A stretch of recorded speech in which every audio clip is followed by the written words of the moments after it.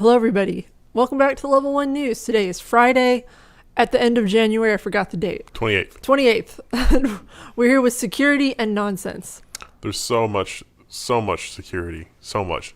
Locations and contact data on 510,000 vulnerable people stolen in Red Cross data breach. The Red Cross. That sucks. People that help refugees and people that have been displaced because the regime of their country has changed. These are the kinds of people that are helping the Red Cross. The Red Cross has asked, whoever stole this, please just delete it.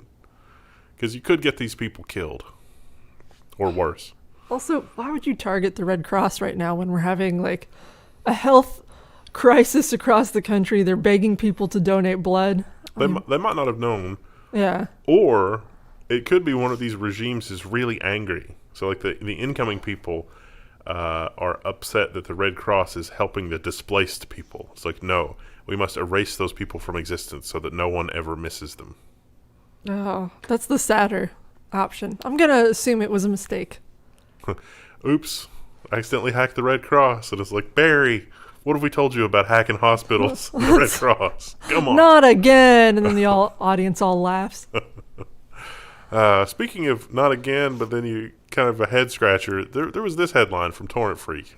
VPN provider agrees to block torrent traffic in the Pirate Bay on U.S. servers. Now, I've got some news for you. You can download Linux distros and a lot of other things via torrent. But, again, the kleptocracy that we find ourselves in with the media companies, they're like, no, people are using this VPN to sidestep our reach and our gaze. We must shut it down. Is it not enough that you've turned everything into a streaming service and a subscription? Come on. This person is highly suspicious. They only have one subscription account. We must observe them. That's probably I'm honored to be on a list with you all.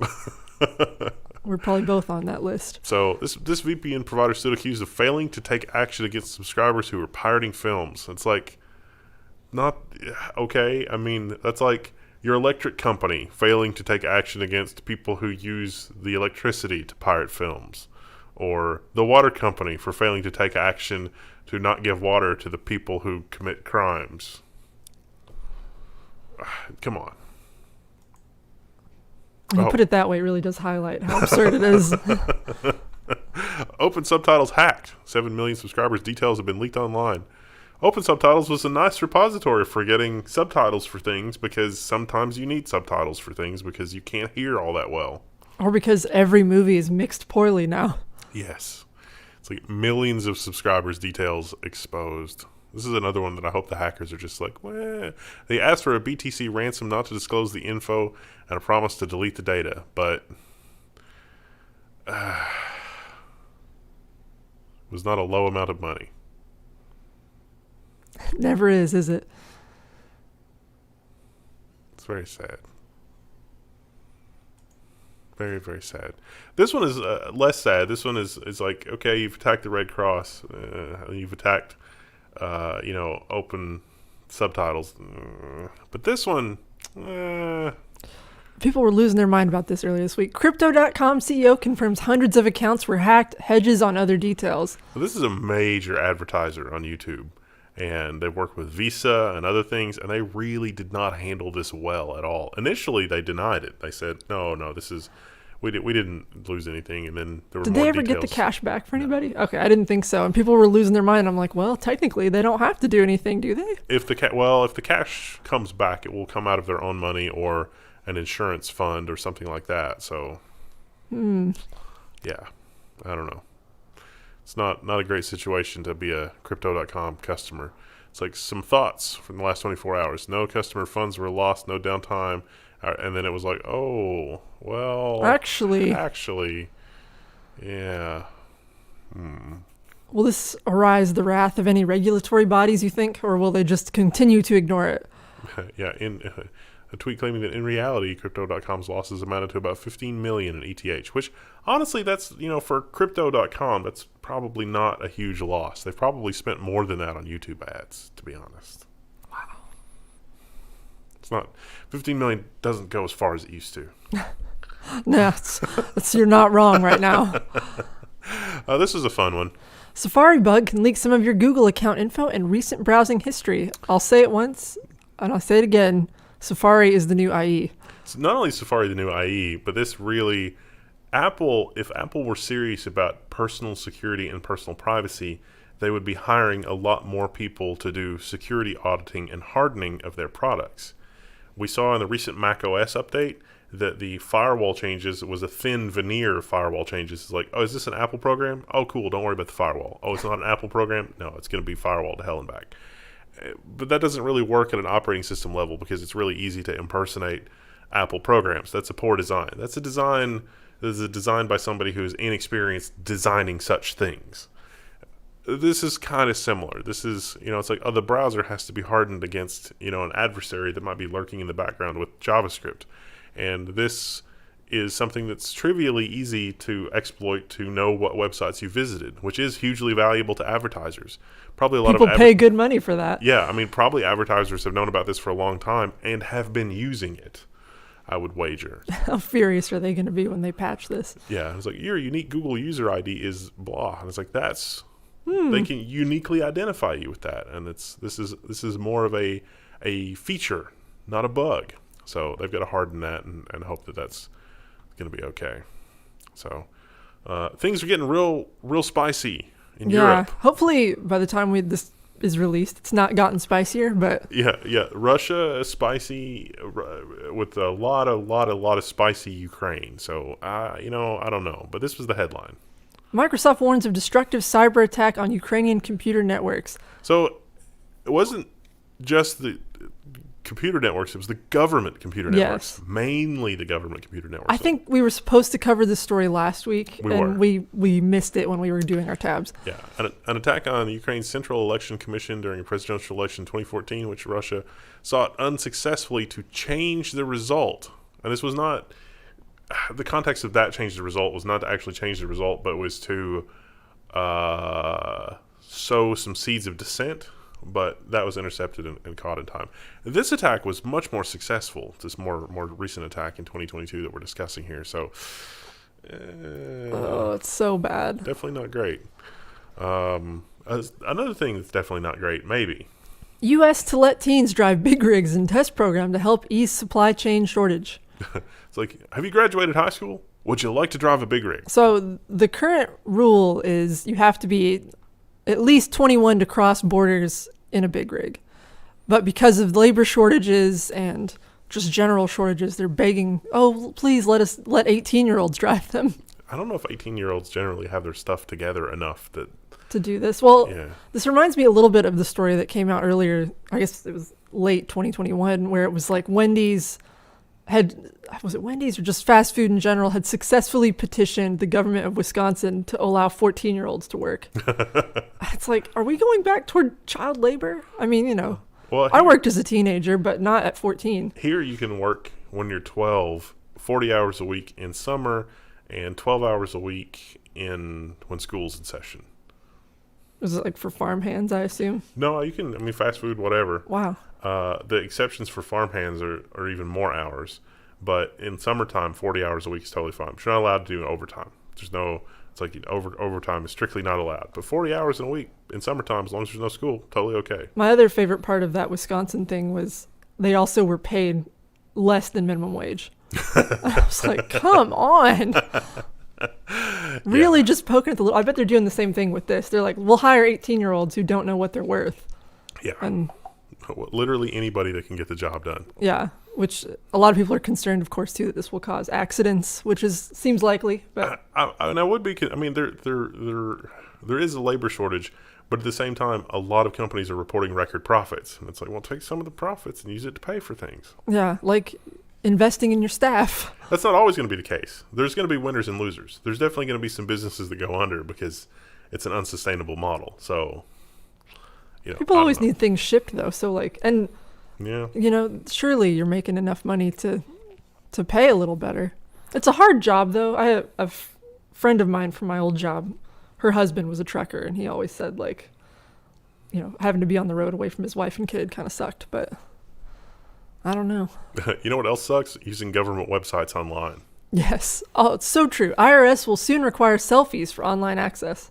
So this is working with ID.me, which is a third-party service, and boy, I just am not confident in the security of this. Of a third-party service for the government, yeah. And as I was reading this, I was thinking, this is going to be an Equifax situation. They're going to leak all of this. It's going to be an Equifax thing where you use a webcam on your laptop or your phone camera, and you have to like move your face around, which they retain, I'm sure, to use for identification.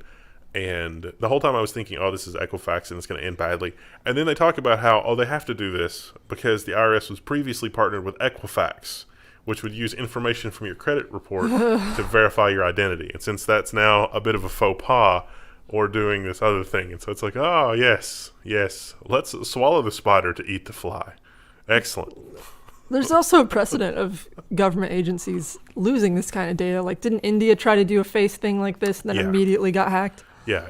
And so, Brian Krebs has got the skinny. He knows what's up. He knows what's coming. And so he's written this wonderful article that's not saying, oh, this is going to end badly, but it's definitely, a situation that's going to end badly. So it's like, oh, you need a multi-factor authentication, a push notification. Do you want to use our ID.me application on your phone? It's like, no, I really don't want to install that. But at least you could use a YubiKey or something else. But I would wager that once you've enrolled your YubiKey, that's really good. Of course, what's going to happen is, somebody installs a YubiKey on grandma's IRS account, and then grandma can't actually get her tax refund or anything like that anymore, because this is way beyond what, that class of citizen is going to be capable of.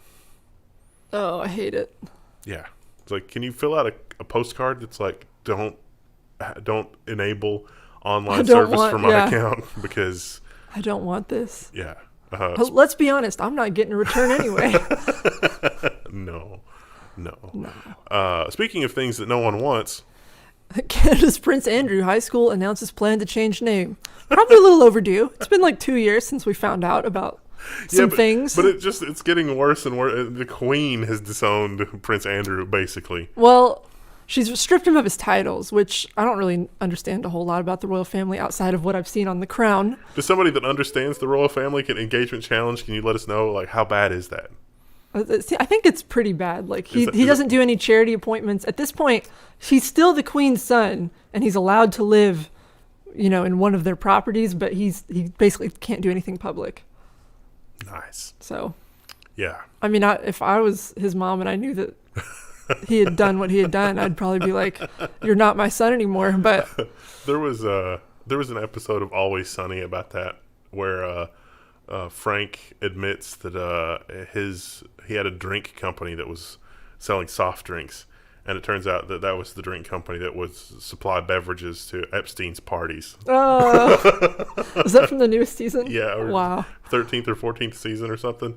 And he's like, look, most of the parties were fine. It's just 5% of the parties were a different kind of party, and it ruined the other 95% of the party. He's like, I'm just supplying the beverages. I'm not asking questions. It's probably true. Someone had to supply those parties. Yeah, it's a dark kind of humor because it's so true to life. And it would have had to come out because there would have been caterers and wow. I never thought about that angle, but of course they did. Eventually it comes out. Kind of like what happened to the charity CEO in our next story. Oh, cat charity CEO quits over colleague keeping 18 cats in-house. So in their own guidelines, they say, all the cats, need space. If you have multiple cats, they need their own water bowl and their own food bowl and their own scratching post. And so, somebody correctly pointed out here is like, wait, does the CEO have 18 scratching posts and 18 food bowls and 18 water bowls and 18 litter boxes? You probably have like 2 litter boxes for 18 cats. Well, yeah, that's a little just having one litter box and one cat. I'm like, ooh. Yeah. Or it's like, you go to use the litter box and there's another cat in the litter box and it's just like, I can't wait, guys. Yeah. It's not great. That's really common with, or not super common, I guess, but more common than you might think with animal shelters, where if you look at their history of who they've adopted to, a lot of times they don't have hardly any adoptions, and then it's just a animal hoarder situation. So you kind of have to vet. Yeah, you have to vet your animal shelter when you're looking for a pet. Have we ever had a story from Anime News Network? No, and I was wondering how Ryan found this. He reads this a lot. Final Fantasy, I don't know. 7? Is it 7? No, 8. 8. No, 7. Oh, watch Americans struggle with Roman numerals. Final Fantasy 7. Tifa. Tifa? Tifa porn has interrupted an Italian Senate meeting. We've been demonetized. Is Tifa the name of the character? Yes. Okay. So, yeah, Final Fantasy 7. Yeah, it's just... It wasn't anyone, well, as far as we know, it wasn't anyone in the actual meeting. They think this was a prankster. Yeah. But it was like a long time before it got shut off, which is really embarrassing. 30 seconds. Yeah. So, and our award this week for the least researched headline goes to abc4.com. I mean, they go across it in the article. A little, just very slightly. It's like, Woods Cross Police now have a canine trained to look out for the stuff that we were talking about to do with Always Sunny. The stuff that, Chillin'. Yeah. Children's. Yeah, and so they're just like, wait a minute, how does the canine sniff that specific thing out? And it turns out the canine sniffs out electronic devices, Which could be literally anything. Yes. So You could just have a folder full of memes, yeah, and it would sniff it out the same. The police, have spun that an amazing way, but I guarantee you, if they find a USB drive with somebody's cold crypto wallet, that is going right into the helicopter fund. Oh, I can't wait to get that tank to use on the civilians. I mean... Yeah, it's like, do we want to charge you with a crime or prove that it's connected to any kind of criminal wrongdoing? Nope. That's ours. Right into the helicopter fund. The dog triggered on it, so... Literally any piece of electronics.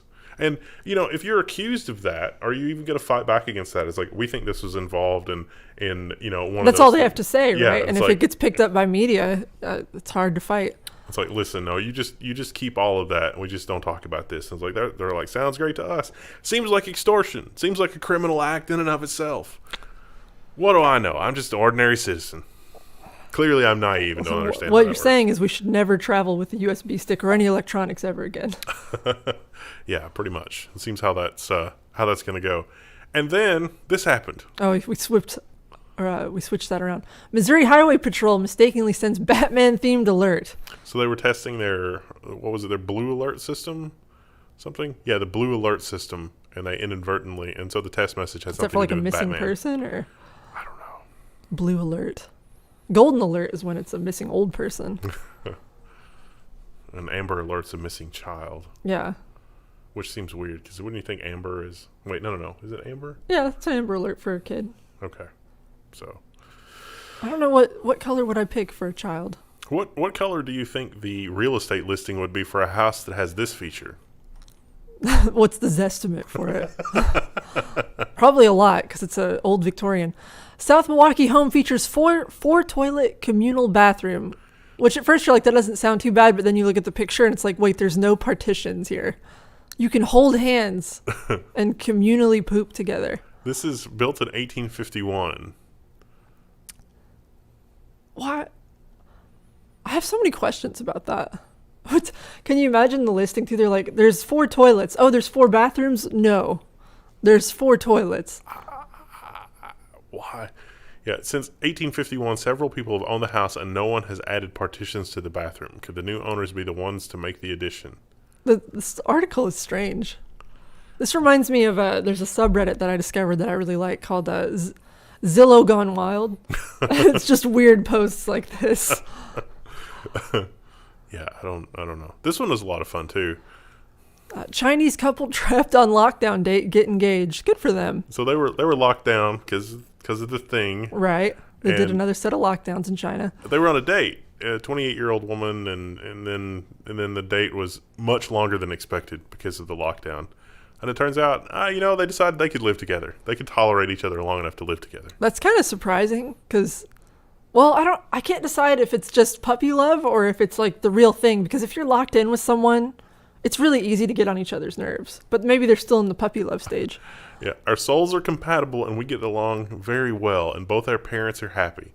Well, call the priest. Let's get married. They can't have a wedding ceremony until the lockdown's over. So it would seem. Also, probably would need to take care of this problem outside the current global problem, because this is apparently another different problem caused by the other problem. California City plans to use lasers to solve growing crow problem. We had this problem in the town I went to university in. Why is there a growing crow problem? Because no one's outside. Yeah. So, yeah. Sunnyvale plans to use small green lasers to try to scare off crows from roosting in the downtown area. It's had a crow problem for years, but during the thing, it's really taken off because there's nobody there. Nature is reclaiming. Well, it's not that nobody's there, it's just nobody's going outside. Nature is reclaiming downtown. They're getting less scared of the people.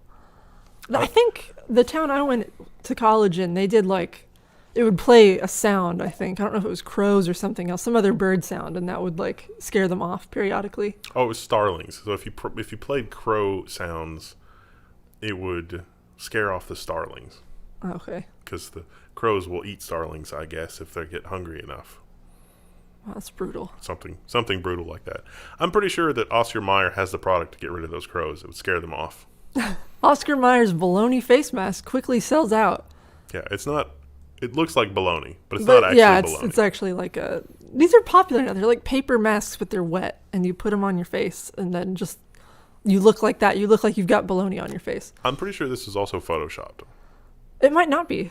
I mean, it probably is, because every media image is usually photoshopped or face-tuned in some way, but that's probably what the mask looks like. How sad is that? You're the model that's submitting your photos to the stock photo website, and it's like somebody buys your photo to use it and for then $15 just put that on or whatever, and then it's that. And it's just like, oh.